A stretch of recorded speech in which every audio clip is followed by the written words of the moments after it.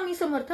तर मैत्रिणींनो, 19 एप्रिल 2026 रोजी आहे अक्षय तृतीया.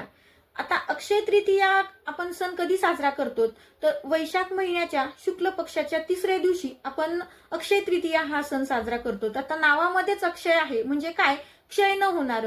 तर ह्या दिवशी बरेच जण म्हणजे मोठ्या मोठ्या वस्तूंची किंवा म्हणजे जसं की गाडी, इलेक्ट्रॉनिक वस्तू किंवा त्यासोबतच जमीन जुमला, शेती किंवा प्लॉट, घर या गोष्टींची खरेदी करत असतात.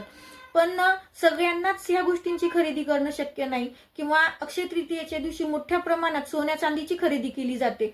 पण सोन्याचे भाव एवढे गगनाला गेलेले आहेत की त्यामुळे प्रत्येक जण म्हणजे 1 ग्रॅम जरी घ्यायचं म्हटलं तरी आपल्याला खूप विचार करावा लागतो, कारण 1 ग्रॅम मध्ये कुठला पण दागिना घडत नाही.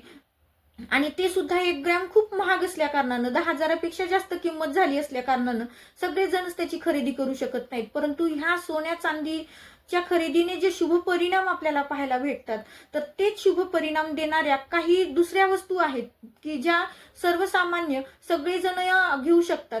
तर त्या वस्तू कोणत्या आहेत की त्या वस्तू घेतल्यामुळं आपल्या घरामध्ये स्थिरता येते किंवा आपल्या घरामध्ये लक्ष्मीचा वास राहतो, प्राप्त लक्ष्मी आपल्या घरात स्थिर राहते. तर त्या वस्तू कोणत्या आहेत, तर या माहितीचा सविस्तर व्हिडिओ आपल्या रेखा जगदंबे या चॅनलवरती मी अपलोड केलेला आहे. मी खाली लिंक देते, आवर्जून व्हिडिओ स्किप न करता पहा.